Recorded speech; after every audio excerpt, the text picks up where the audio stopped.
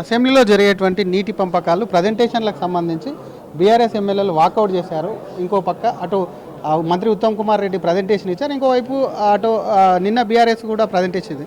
వీటన్నిటికీ లెక్క పంచాయతీ అటు ఇటు కొంత కేంద్రాన్ని కూడా కారణం చేస్తుంది. దానికి ఏం చెప్తావు రెండు ప్రజెంటేషన్లకు సంబంధించి?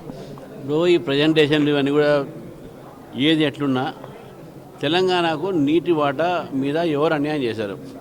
మనకు 811 రావాల్సిన టీఎంసీకు 299 సంతకాలు పెట్టింది ఎవరు? బీఆర్ఎస్ నేత.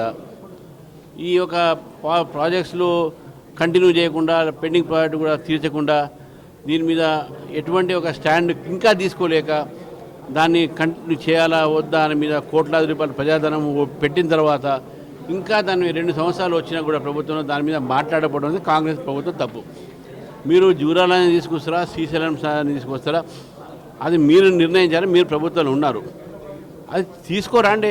ఎవరు వద్దన్నారు?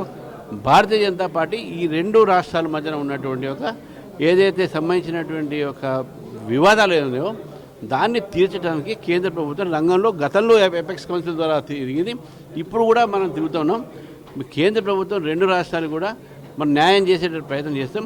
మేము కూడా భారతీయ జనతా పార్టీ తెలంగాణకు నీటి వాటాలో ఎక్కడ అన్యాయం జరిగినా తెలంగాణ బీజేపీ తెలంగాణ ప్రజలతో ఉంటుంది, తెలంగాణ ప్రజల కోసం పోరాడుతుంది.